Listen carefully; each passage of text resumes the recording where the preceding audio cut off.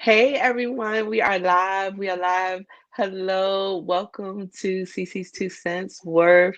I am excited to be with you on this Friday. I missed you all last Friday. I'm so sorry I wasn't with you, but I'm glad that you are here with me today. I want you to join the discussion with us. Our discussion today is should our babies go back to school? And this is something that we're very passionate about. It's very huge right now. So it's something that has all of our attention. I want you to know that CC's Two Cents Worth is brought to you by the Living Love Foundation. The Living Love Foundation. And the Living Love Foundation is the nonprofit arm of 7th Street Memorial Baptist Church, where our goal is to educate, empower, and excite. Educate our own and educate everyone, both professionally, academically, empower them to be their very best self, and excite them about their very own future. So, we want you to be a part of the Living Love Foundation. And let's see. Um, if you want to be a part of the Living Love Foundation, you can like our page, CC's Two Cents Worth. But we also have, and I should have had this. We were on the phone talking. I mean, we were on talking before y'all got here. We were excited and fired up in our own way. But we do have a cash app for the Living Love Foundation, and so we do hope that you would be a blessing to what is going on. And I'll tell you a little bit more about that later after I find it.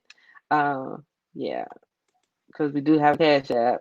Um, and so I want to make sure that we have that. So we're just going to get started today. I'm so excited to have with me CaShawn Parker. Now, let me put this disclaimer out there from the onset.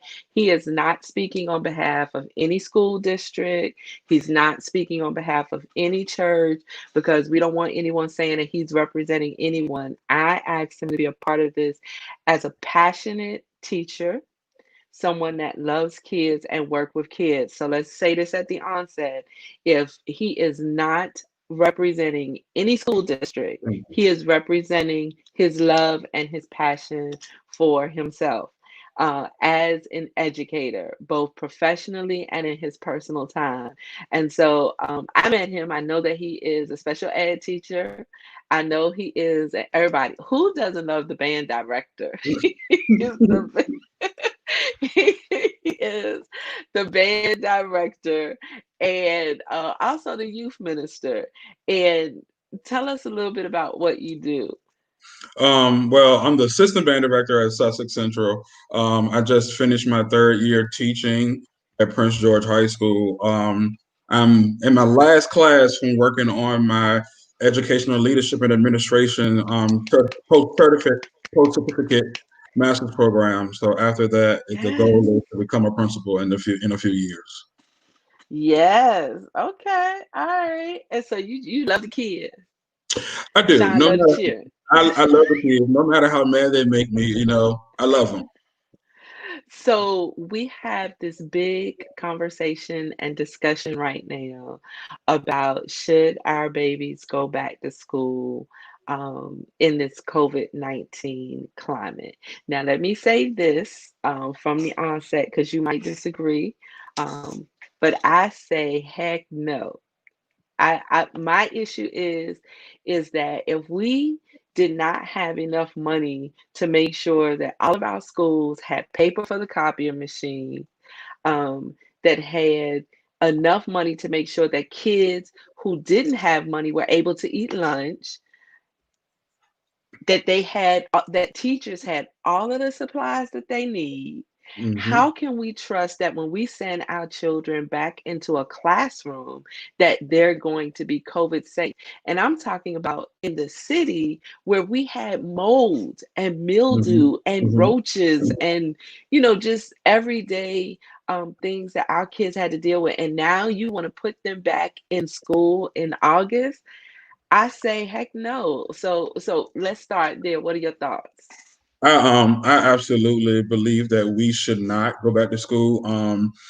We're talking about the first thing is that we're talking about social distancing. Unless any of these experts, your so-called president, any of these people, unless they have set foot in an elementary, middle, or high school class, there is no way to properly social distance kids. A lot of our classrooms, there's already a teacher shortage. So a lot of our classrooms are overcrowded. We're talking anywhere from 25 plus kids in a classroom that's already crammed, and then you add teachers. So there, I mean, but let's go back to the very beginning. We're talking about having them come to school, but so let's talk about how we're going to get them to school. A lot of students rely on public transportation to get them to and from school. So if you don't have parents who are willing to make that sacrifice and bring them to school and pick them up, that's gonna be another battle. That's gonna be another issue. So you're talking about, first of all, a germ to yellow cheese bus that sits what, maybe about 30, 45 kids. I don't know, maybe about 30 Maybe the kids. bigger buses, maybe 45 at the most. Right, at the most. So Hmm. there's no social distancing there, because No. last year we were already talking about a shortage in school bus drivers. And so Yeah, people were doing extra routes. yeah. So how is it that we would be able to get our kids to school on time, with a shortage starting right there with bus drivers, and there's no social distancing on a bus? There's And no. we're gonna bring the parents in later because we're gonna talk about them. But how would you do that? I mean, that doesn't even The only sound the only way to properly do that is to bus drivers are going to have to start running their routes earlier, which means that kids are going to have to get up earlier to go to school to get ready for school. But you're also talking about multiple routes. Will there be a bus monitor on that bus to wipe down the bus and do what they have to do in between routes? We're talking about right, and we're talking about taking temperatures before children get on the bus. Um, when you're asymptomatic, you may not have a temperature. absolutely, Or when the virus is in the incubation stage of what they call it, you may not show a fever for 4 days, give right, or take. right. So the school So bus, the school bus is an issue. that starting Yeah. off, okay, because we're gonna talk about parents in a minute. So then we Mhm. we know that we have a shortage of school bus drivers, because they were trying to get people to do that all last year. I do recall Mhm. that. And then we have a shortage of teachers, Yeah. because we have teachers who, I have never seen a teacher get paid what they're worth. Let me just start Mhm. there. The and this is my heart towards teachers, because when you become a teacher, it's because you're passionate, because you Mhm. love it, because you want to work with the kids. You may have gotten influenced by someone else that did such a great job with you that you want to pay that forward and help Yeah. other children. But the starting salary for teachers coming out and going through the certification to start work is abysmal. You're talking about someone who's making 45,000 a year on the high end, but they have $60,000 in student loans. Or And more. so, or more, or more. And so And I now even you said, I have, even said, I even said as this, it is harder to become a licensed teacher and remain a licensed teacher than it is to become a cop. facts, It's facts, harder to it's because harder to become a teacher and remain a licensed teacher and to accrue your certification points that you need, even though you need points every 10 years. But most classes are a point and a half, 5 points, depending upon where you take it. Now, the ones at the graduate level may be a little bit more, but it's harder to become a teacher and it's easier to become a cop.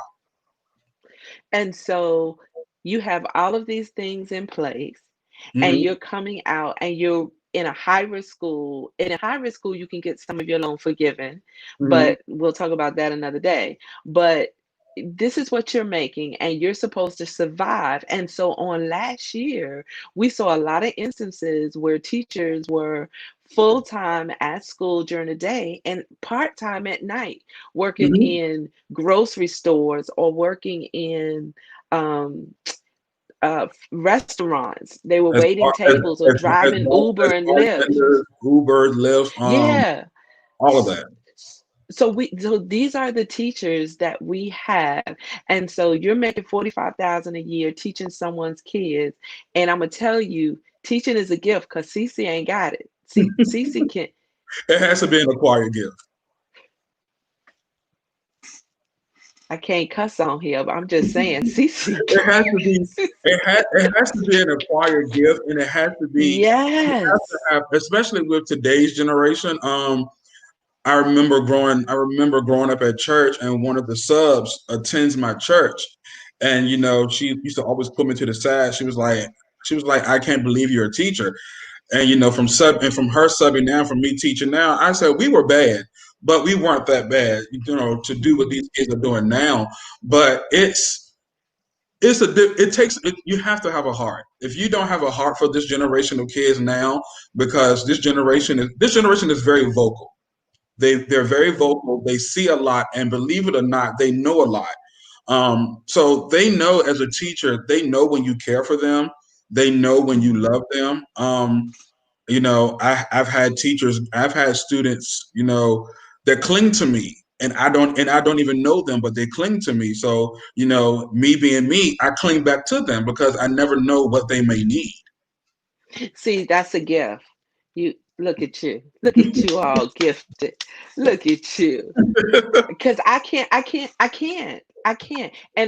I'm saying that because I do not feel that I have the capacity to do that day after day. And one Hmm. of the things that you said is that our kids are very vocal, and I really believe that they should be. But I guess from the other end of that, or the other spectrum of that, for me, the mental health aspect of that, I just, you all deal with so much. It's not just educating the child, it's not just making sure that the child is academically prepared, but you all have to be counselors, you have to be parents, you have to provide food. And for me, that is exhausting. It Hmm. really is. And I don't feel as if I was doing that with the same set of children for 5 days out of the week, that I would be able to handle it. Well, I Hmm. know that I couldn't. I don't have the capacity for it. And then the kids who may have been like me in school, that were vocal and had that little Hmm. smart mouth, Hmm. I might run into my mini me, and then, my And whole believe it or not, region. I have met my mini me. I really have, because in school I was very vocal, very, very vocal. I think that's why I'm a preacher now. But I've met my mini me. So when we're talking about them going back to school in the fall, honestly I do not think it is a good suggestion. It's good advice. Just looking at, granted, I know kids need that social aspect. I get it. I know Mhm. sports is important. I know academics. All of that is core to the students getting a quality education. But I'm not willing to put they these people, these experts, these people pushing, in the higher up places, president, whatever, Betsy DeVos, should not be pushing for these students to go back to school in the midst of this. So, Kimberly Ray Higgs, she put a comment up, and I want to read it. She says, "I'm pre-K special ed instructional assistant, and I say no, especially since my colleagues are 45 and above, Hmm. and special ed kids are Yeah. already vulnerable." And she brings up such a great point, and we were talking about this a little bit earlier. When you have kids with special needs, and we talked about sensory issues Hmm. and how are you going to keep them safe? Let's talk about that again just for a few minutes, because she brought up an amazing point. And let's do it in two parts. One, let's talk about the kids first. How do we do that when you have special needs babies? How do you explain to a special needs student that has sensory issues, that they have to wear a mask and they don't like anything on their face? Special needs kids, depending upon the disability, are very loving. They like to hug. They Mhm. like to touch. They like to hold your hand when walking. So how do you explain to them that they can't do that when it's something that they are accustomed to doing, when it's who they are? Right. um it's going to be hard, even for kindergartners. Mhm. Now I remember doing student observation when I was in college, and one of my classes that I observed was a kindergarten class at 8 o'clock in the morning. You have kids running up to you, hugging you and touching you, That's right. they want to hug, they want to give you a high five. How do you explain to them, they're kids. So how do you explain to them, I can't hug you today. I can't touch you because, like you said, the emotional piece of it, some kids need that hug. Some kids Absolutely. need some kids need that high five. Some kids need that one-on-one attention. Some kids just need that touch to let them know, Yep. okay, I'm in the presence of that teacher that I know that loves me. So, everything is going to be okay. That can't work. And see, that's scary to me psychologically Hmm. because at least in their home environment, they have things that they're accustomed to and they Hmm. norm out to. But when you take them to what should be a place of normalcy, Hmm. and you now have all these restrictions on them, this can really send them into full blown crisis mode, Hmm. and that to me is extremely scary, especially for the kids with special needs. And then we talk about, we want our kids to be socially engaged and how to socially engage them, but in this kind and type of environment, we still cannot socially engage them. We Yeah. still cannot teach them proper social skills and interaction skills. And we can't do it because it is not safe to do it. And we're, And we're talking so, about and we're talking about high school kids that share everything from hoodies, clothes, ink pens. They eat behind each right, other. They drink behind each right, other. So, I right. mean, I don't think that the higher ups are necessarily considering or taking into consideration all the factors. When you speak of, when Donald Trump tweeted, we may have to cut funding. Funding is already cut. I saw no one yell, "Don't defund education," the same way they yell, "Don't defund the police." And Education how has many times was it cut? How many times? Because now education is cut every year. we don't have arts, we don't have all of these things. And this is okay, and this is CeCe's tangent. So let me just go on my tangent Mhm. for a minute. I remember growing up in school when we had recess, we had snacks, we had music, we had art, we had all of these things that occupied our time. And now I don't understand how we expect a child to come to school and for 8 hours sit in the same classroom around the same people, and unless they have a really creative teacher, have no type of physical activity going on, and expect them to pay attention.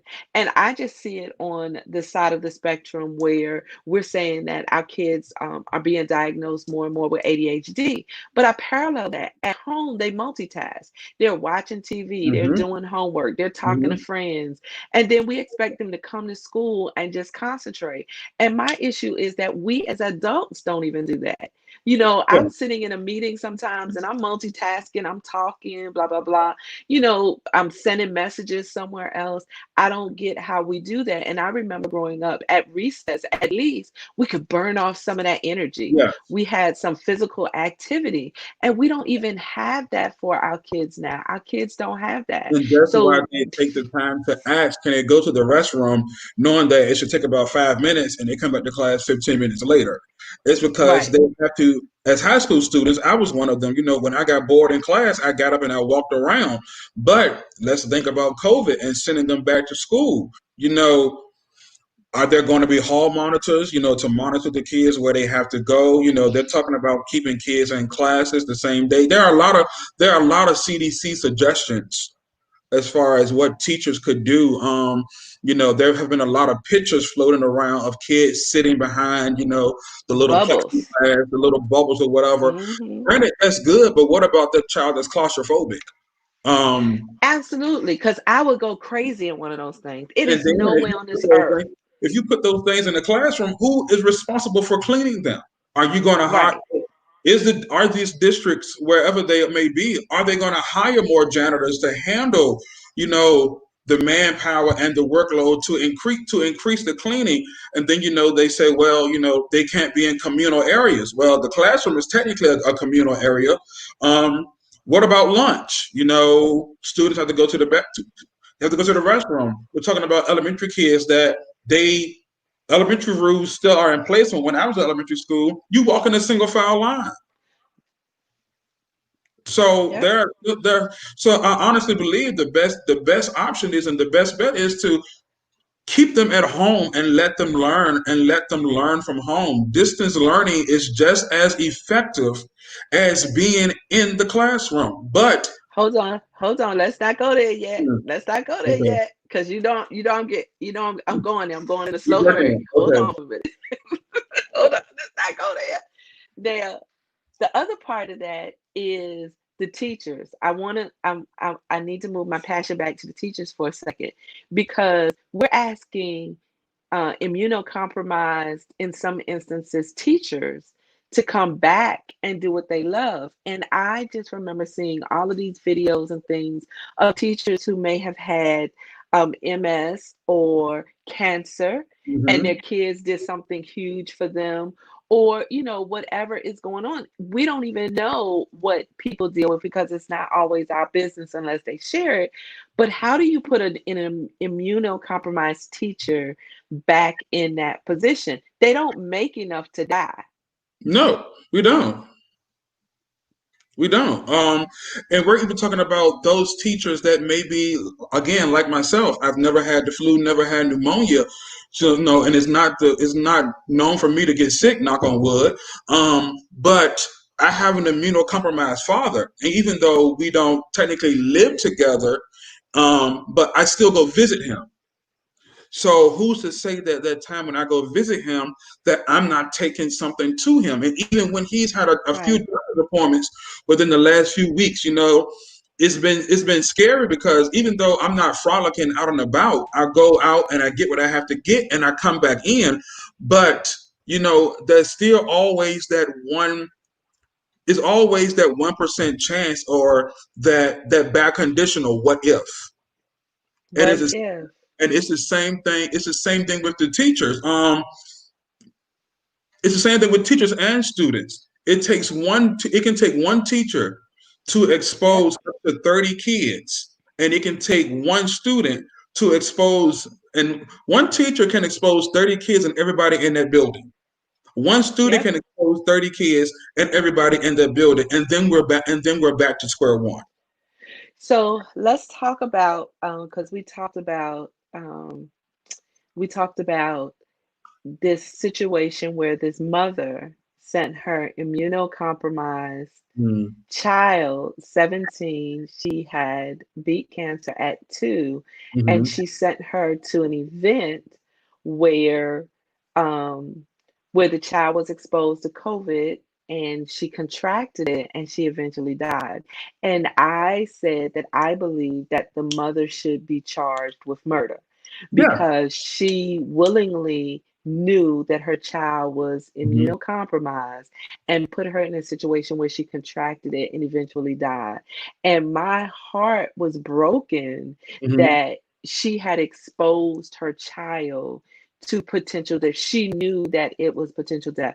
Not even to go into the fact that she gave her medication Before. that Yeah. was right. I have no clue where she got that from. I think they need to research that as well. But the fact that this child lost her life by being in the presence of other children. So even if you did contact tracing, how many children did she expose? Just this one child. How many children or people did she then expose people to after she was exposed? And Mm-hmm. how many kids in that setting were exposed and could be asymptomatic, which was your Mm-hmm. point, and expose everyone? It's for So everyone.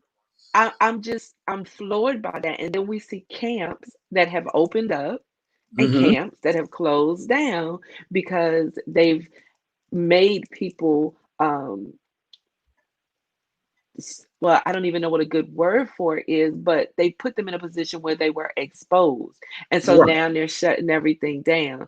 And I don't know. What are your thoughts about her sending her child? She definitely should be charged with murder. My pastor always uses the analogy of taking a knife to a gunfight. COVID is a gun. It's a gunfight. It's a gunfight. What she did, she used a knife Mhm. or butter knife or lack thereof, and took her child and based it upon the premises of what her president has been saying all along, if you take such and if you take such and such, it'll be okay, or the heat is going to kill it, or it's going to disappear by June. Here we are, July 10th, and we're still dealing with it. Um, I read an article this morning where now certain school districts are implementing clauses or having parents sign waivers that if their child comes in contact with COVID, that this waiver prohibits them from suing the school district. So therefore, if you have to create a waiver to get you out of it, then you're wrong. That you already know it's a problem right there. If Yeah, if you know we you're have wrong. to if we have to sign a waiver to do this. All right, so I'm getting ready to go into the deep because we talked about taking a knife and bringing it to a gunfight. Isn't Yes. that what we're doing as parents when we make the decision to send our children back to school now? Because parents everywhere are saying, and let me preface it by saying this. I had children, and when summertime came, I was in mourning. And when summertime was over, I went into gladness. My weeping had Hmm. endured for a long summer night, but joy had come in the morning when I was Hmm. able to send my children back to school. I am challenged with parents right now that I feel are sending their children into a gunfight with a knife because they're saying, it's time for the kids to go back to school, or kids need to go back to school, kids Hmm. need to be in the classroom. And I guess my first part of that is, first of all, it's your child. Right. And if your child is getting on your nerves and you gave birth to the child, what do you think your child does when they're out of your sight, out of your line of sight? And if your child has special needs or regardless of what Hmm. it is your responsibility as a parent to meet the needs of that child. And even though we know some people should have never procreated, I get it. Hmm. Um, and I recognize that, but the bottom line is that it's your child. And now you want to take your child and throw your child as a sacrifice back into school. Now that's CeCe's opinion of that. We're talking about the same parents, across America that get upset when there's a snow day. We're talking about the same parents across America that get upset when their kids are out for a holiday. We're talking about the same parents that get upset when their kids get out for early release. We're talking about the same parents that get upset when the teacher has to take a mental health day, because at the end of the day, these same parents that are vouching for their kids to go back to school on Facebook publicly or whatever would be the same parents that would turn around and blast the district and ready to sue the district because their child went to school and contracted COVID. I, I get it. I Somebody get it. saying the same thing with you. Somebody's on that. Keep Yeah. keep Anderson So I saying. get it. And Keith is right. Me and Keith talk daily. So it's just like, what do you do? Keep them. I mean, honestly, I think the best thing is to keep them at home, is because the minute these kids cross that threshold, we're not talking about a private school where there are 8 kids in the classroom. We're talking about public schools across America where there are 25 plus kids in a classroom. So and I'm really playing the devil's advocate with this one because parents are saying we have to go back to work, and who's going to watch our kids when we go back to work? Now I'm playing the devil's advocate about this because my and the way I want you to address Mhm. that question, because my issue is it's still your children.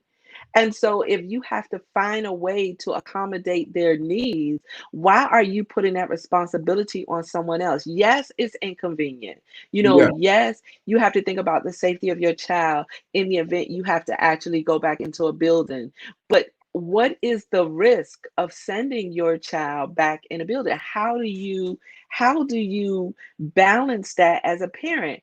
And my issue is these parents that are saying, we need to send them back because I got to go back to work. Well, your responsibility is to make sure that your child has everything that they need to teach them Hmm. what they should and should not do, whether you're in their presence or not. And so if you're concerned with, and it's very real, and I understand the safety issue, but with this time, maybe you should be teaching your child some independent skills or Yeah. some basic life survival skills, Hmm. because this time has really thrown everyone off.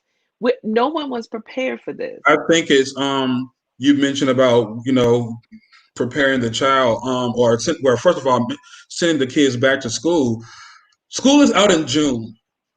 We go to school from physically from September until June. School is out in June. Some districts get out in May. Who watches your child from May until school starts again? Hmm.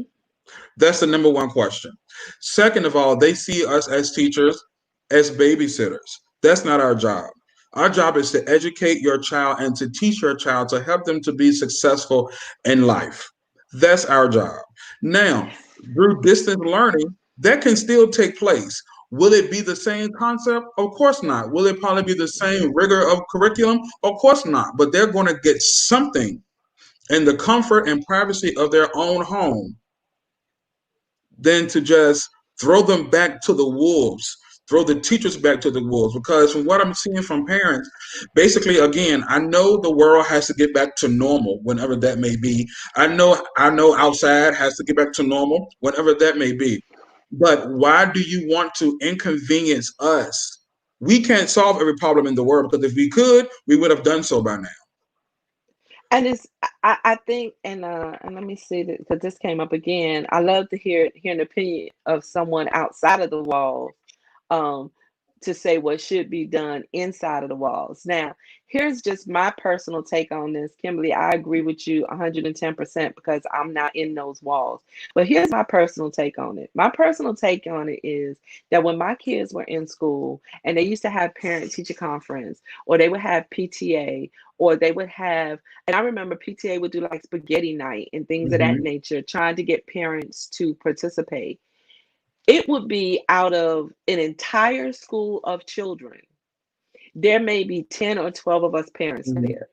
And I get that, parents have to work, and I get that, they may have to work the night shift or they cannot be at everything. I get it.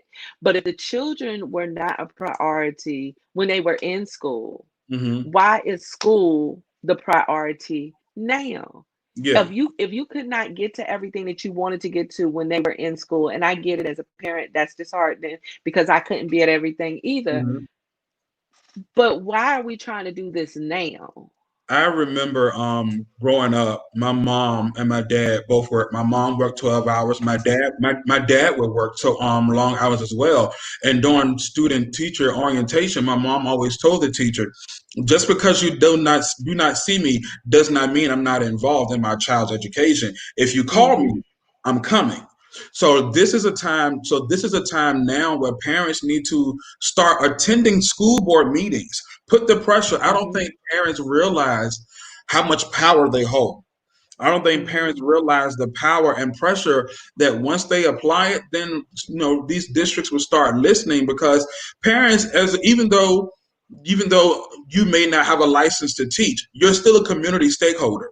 You are one of the voices in the community that drives the highway for education where you live. So it's important now that even though a lot of school board meetings are being held virtually, they still have time for public comments. So it's definitely an important time for parents to get out there and teach. I mean, and not only teach their kids, the survival skills that is needed, but get out there and be the face. Go to these school board meetings, attend these board or supervisor meetings. Let your local district know that, like, right now, it's definitely not the safest place for my child to be.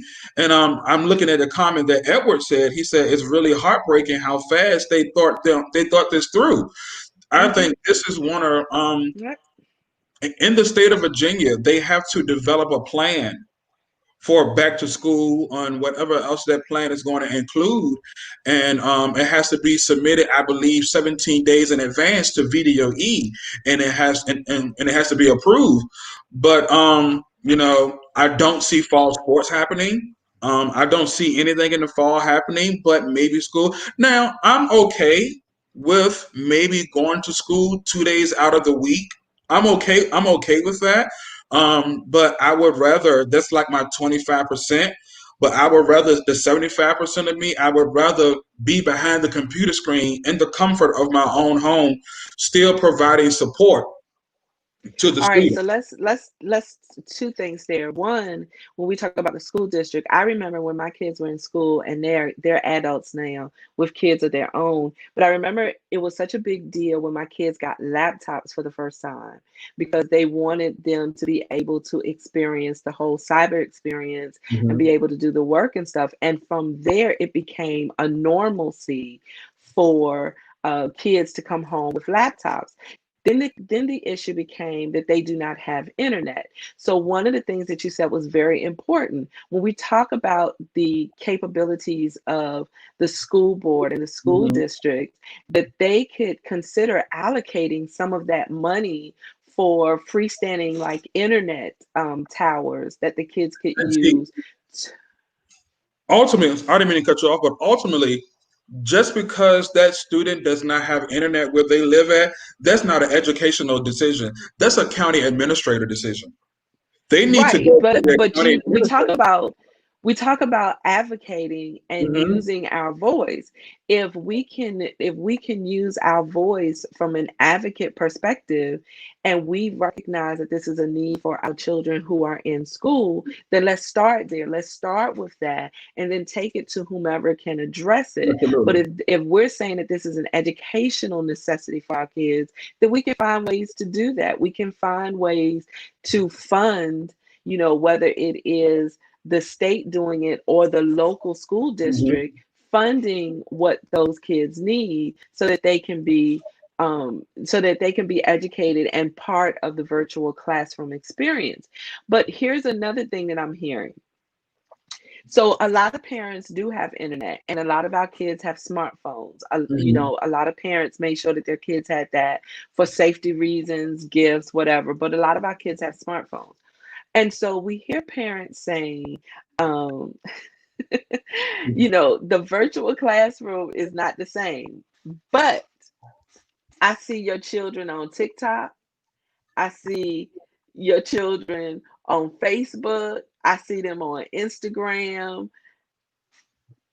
If your child cannot learn in from an academic, but they learn everything else. They're playing games all That's day. because They're they that's interacting. because they learn what they want to learn. They apply the pressure to what they want to apply the pressure to. Of course, that's even with me. I've done I've did my master's online and my post certification now. I'm taking that online. Yes, there is a delay because when I email a teacher, I expect a response right away, but I'm realized it's distant learning. So it may take 24 to 48 hours for them to respond. That's the same thing with distant learning now. Granted, it's not the same. That child may need that additional one-on-one support. But as a parent, your job is to provide that one-on-one support. Even if some parents now say they don't understand any of the work that is coming home. They don't know what's coming home. But as a parent, as long as you're looking over it and you make it look like you know what you're doing, your child is going to do their work to the best of their ability. Same thing that happened with me when I was a child. My mom, finished high school, had some college, and so did my dad. But a lot of my stuff, when I was coming through high school, they didn't understand it. But nevertheless, they took that sheet of paper and they looked through it and said, "Oh, you missed the answer." And they made Hmm. sure that even if they didn't understand what it was, they made sure that it was completed. So parental responsibility. I mean, I keep throwing this back to the parent. The parent has to take some responsibility. Now, Hmm. I've seen some really cute pictures. I've seen some cute pictures all over the internet where mom is working and then the child is next to Hmm. them. And the child is working too. And, I've seen some really cute pictures like that where we see those type of positive interactions where you Hmm. see the parental responsibility and you see the engagement, and Hmm. also sets an example for the child, Yeah, it to does. say from this time to this time this is what we're going to be doing, and we can do a break. Even from a mental health perspective, I see this as a way that parents and children can bond in ways that Hmm. they have never bonded before. Now, let's just be real. Every home is not perfect. It's Right. not the idealistic place, and we don't have the parental responsibility all the time that it should be there. But at the same time, we can't expect teachers to do what parents are not doing. That's the biggest issue. I've seen posts on Facebook, they need to bring back home ec class, teach kids how to sew. They need to teach kids about credit and debit and accounting. In the state of Virginia, I think it was about 2008, all students are required to take economics and personal finance and pass the WISE financial assessment, which gives them some knowledge of credit, debit, accounting, and things of that nature.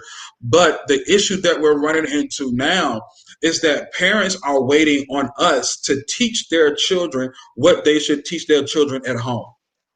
Nobody in school taught me how to write a check. My mother taught me how to write a check. Nobody in school taught me how to balance a checkbook. My mother taught me how to balance a checkbook. Nobody in school taught me how to sew on a button or hem a pair of pants when needed. My grandmother taught me that. Because the issue that you're going to run into as teachers, when we start teaching things, when we start teaching personal life skills, we're going to teach them from our point of view. We're going to teach them, Subjective. right, we're going to teach it subjectively. We're going to teach it from our point of view and how the way in which it works for us. Then when that child gets home, they're going to say, well, Mr. Parker taught me how to do it this way. First thing mom is going to say, no, you're wrong. You need to do this way. So then again, you're undermining us, but you want us to teach, but yet you go behind our backs and you undermine us because we taught you wanted us to teach them. Now we're teaching them the way that we know how, but you undermine us because you don't like the way that we did it. So I have that issue. This is why I do not counsel children. This is why I don't, and I don't because you know I recall an instance where I had to go out and do one of the children was receiving intensive in home, and one of the state requirements is that they have to have at least one outpatient therapeutic session a Mhm. month if they're receiving intensive in home. And I went out and I was able to bond with this young lady, able to have a wonderful bond with her, had her excited about finishing school. We started seeing behavioral changes. Mhm. And at the time I was meeting with her, her mother was not there. Well, the moment that her mother was there and able to be a part of it, everything went downhill very fast. And this young lady used this as an opportunity with the safety of me being there, with telling her mom exactly what she thought about her. Now, one of the things that I told her mom is, I definitely do not agree with her approach because the young lady just spilled it. And I said, I don't agree with her approach. I said, but if we look beyond her presentation, anger is a secondary emotion. She's coming from a place of hurt. So Mhm. can we look beyond that and deal with the presentation later and say, how can we deal with the hurt that we're hearing? She was furious. I mean, she was hot. And the young lady was saying some of the tips that I had given her about when you become overwhelmed, take a time out and just go in your Mhm. room and go to a good place and breathing exercises.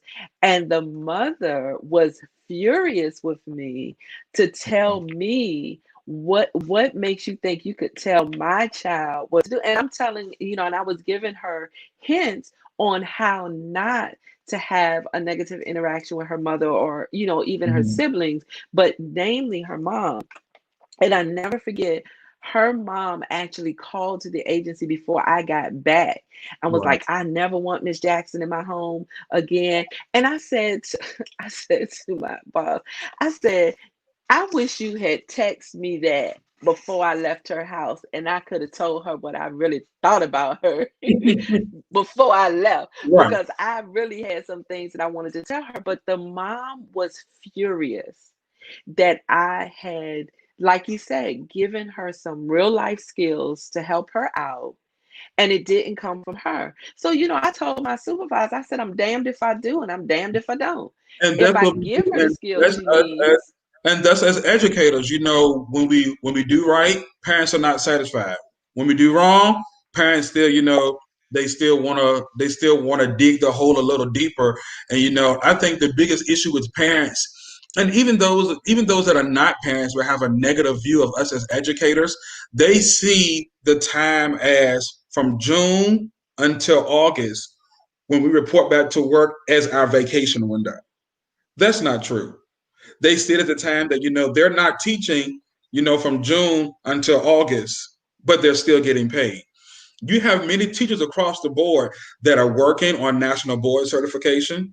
You have teachers across the board that are working on master certifications, EDDs, doctorates, educational specialist degrees. You have teachers that are working on lesson plans. They are they're working on they are attending professional developments even in the summertime. So that's the view. And then lo and behold, we've been out of school since March 13th. So we've been out of school since March 13th. And, I'm a part of a group on Facebook called Teacher Problems.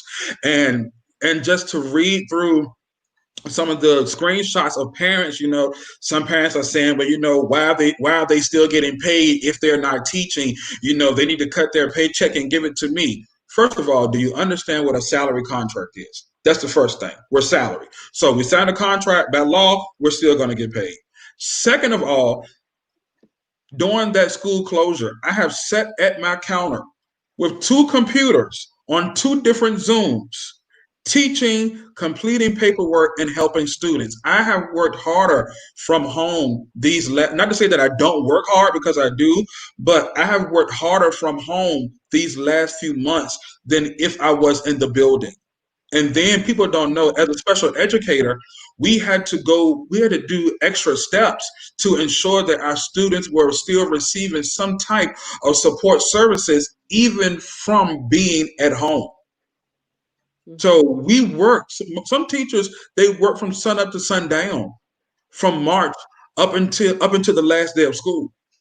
So when parents Mhm. see that, oh, they're sitting at home, they're not doing anything. What has your child done? Because there are some students that since the closure have not touched anything. They have not done any Mhm. work whatsoever, even when work was provided for them, whether it was a Google Meet class, whether it was a Zoom session, and whether teachers created packets and sent the packets to the school for the parents to pick up. Some students didn't touch work since March, but we're the ones to blame because we're the ones not Mhm. doing anything. Because the parents are saying that because they don't physically have their child going to a building, they don't feel like the teachers are working. Hmm. And that doesn't make sense to me, because some of us say the same thing. We're so zoomed out and tired of doing Zoom classes and sessions and everything else that it's just worn us out. So I get that. And I think that the misperception is that because Mr. Parker is not standing in his classroom, that Hmm. he is not working. Yeah. My principal made sure he sent out a schedule that when everything closed down, he sent out virtual office hours for us, and we were to be logged in every day for at least 2 hours. Not saying that we had to sit in front of our computer, but we had to be physically available, virtually available for any student or any parent that may have had questions. Mhm. There were times where, when school first ended, closed in March, teachers were holding Zoom sessions. And as the months went on, those Zoom sessions went down from 30 to 20 to 8 to 3. So they would Mhm. fluctuate because, you know, I just honestly wish that parents will hold themselves to the same level of standards that they hold us to. They were- Facts. I honestly wish that parents would hold Facts. themselves to the same level, to the same standards, that they will hold us to. We're not, this is not something that could have been manhandled, because if it could have been manhandled, it would have been done so. It would have been done by now. And students would have been back in the classroom as well as teachers. But, I think parents look for us as educators to solve majority of the world's issues. And that can't happen. Hmm. I think the bottom, I guess the bottom line facts about that is that the parents have to weigh and really be vocal Hmm. and think logically and critically about how education looks and how it will look going forward, because everything in our world has changed. Everything has changed. And so what does education now look like for our kids? What does it look like? It's gonna be Can we? it's gonna be hard after this. Believe it or not, after this is going. Cause what's going to happen now? You're going to have those teachers who are close to retirement not come back in the fall. You're going to have Yeah, those teachers that are going to weigh the option. Is it worth my 38, 45,000? If you're a beginning teacher, is it worth my $38,000 starting salary, 45,000 starting salary to put my life at jeopardy to go back into the classroom? right, Remember, there's right. already a national teacher shortage. Um, Already a shortage. there's already a shortage with overcrowding classrooms. So now you have teachers, especially the elderly teachers. You have teachers that are truly weighing both sides of the balance beam to see, is it better for me to go ahead and retire early, or Right. do I stick it out because I can't afford with early retirement. I can't afford health insurance, all the stuff like that. Mhm. So there's a bigger issue, but honestly, I think a lot of teachers are not going to return to the classroom. But at the end of the day, I, can you blame them? and that's what I was going to say. I don't think anyone can blame them because this virus has shown that it is no respect of person, Hmm. no respect of socioeconomic status, no respect of health.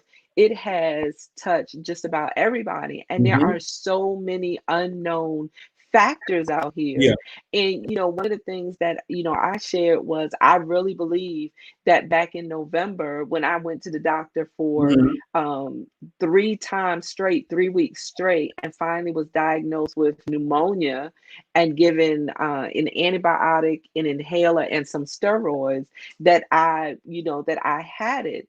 And I remember, difficulty in breathing, and I said, this is probably what I had been exposed to, and they just did not know what it was. So Yeah. here I was thinking, okay, thank God I made it through that, because I couldn't even walk up the steps. Right. It was horrible.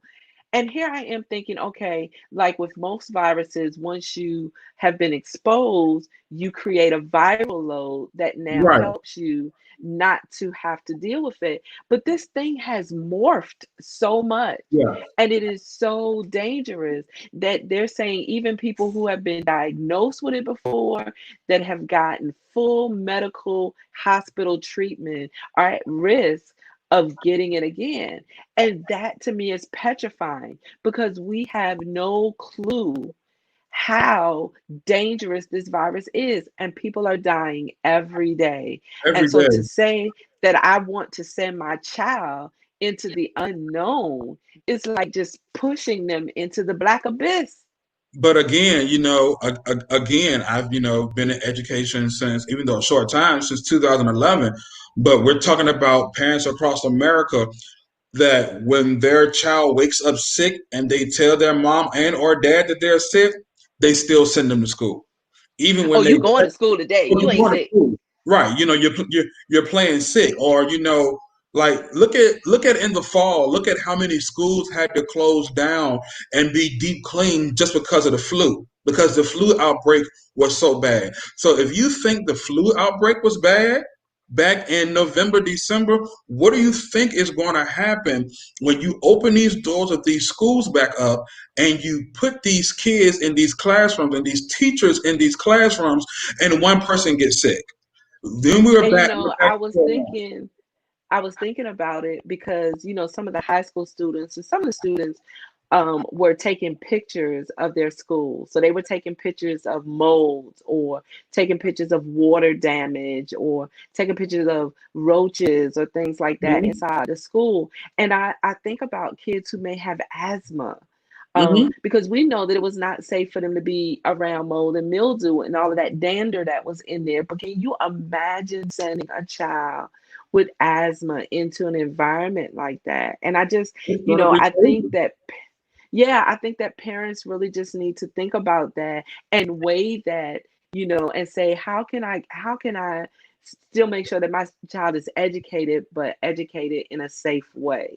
So if We're you talking about had, schools, we're talking about schools where they get clean. They get cleaned daily, but most schools don't get a deep cleaning until the summertime. Most schools do mhm, not get a deep cleaning. We're talking about real deep sanitizing, all that stuff like that, every nook and cranny until the summertime. because you only have one janitor in the entire building. Some schools, like I've worked at schools where there are three or four janitors in the building, but look how big, and each janitor gets a wing or gets a section.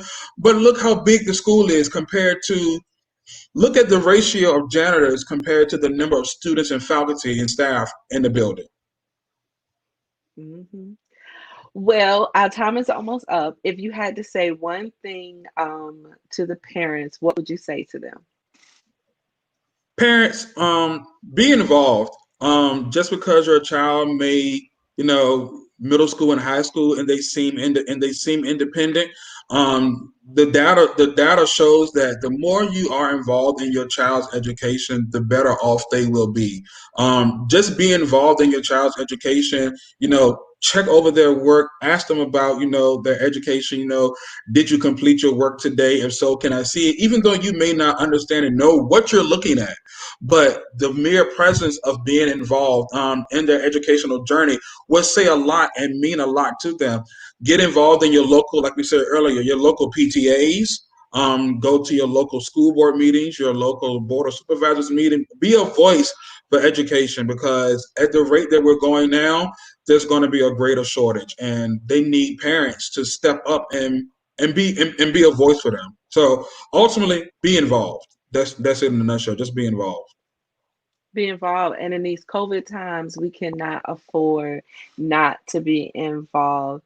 So, our conversation today is brought to you by the Living Love Foundation, where we are educating, empowering, and exciting everyone.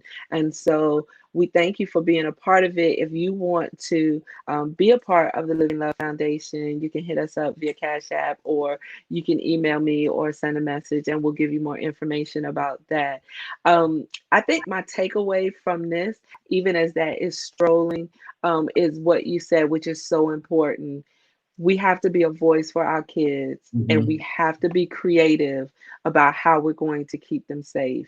And I think we started off talking about, it's not just about getting to the schoolhouse, it's how do they get to the schoolhouse? How are they going to be protected when they're in the schoolhouse? How are they going to have lunch? How are they going to get back home? And that's just so overwhelming to think about when you see this push to put our kids back in a confined environment, where they're there 7 to 8 hours a day, usually with travel, maybe even more than that. So it's unnerving. So I just challenge parents Yeah. to consider all of the factors before you send your loved ones back Hmm. into that situation. So again, I want to thank you, Mr. Parker, Mr. Parker, for being with us today. Thank Mr. you. Parker's ideals, his belief, his conversation was not a representation of any school or any school district. I asked him from the heart of someone who loves children and happens to be a teacher what his thoughts or opinions were about that. So thank you for coming and sharing Thank you. from your heart. We certainly appreciate that. For everyone that tuned in today, thank you for being a part of um, CeCe's Two Cents Worth. Again, it is part of the Living Love Foundation, where we are educating, empowering, and exciting others. And this was the conversation, the hot topic for today. So we look forward to seeing you on next Friday at 10 a.m. And let's see, if you have a topic that you think is important, something that you would like to share, I want you to go ahead and email me. I also want you to make sure that you put information. Um, I'm trying to get the YouTube channel come up. All right, so that's not working right now. I'm gonna go ahead and live my life great without it. So just make sure that you go out there and look for the Living Love Foundation. And we have a YouTube channel, so please subscribe to it. So if you missed our any of our other um, any of our other, then you can find it. Okay, yeah. All right. All right, so that's it. I can't find it. I give up. I yield. Thank you so much. Alrighty. And so don't go anywhere. Thanks everyone. Y'all have a great day. We'll talk with you later. My people.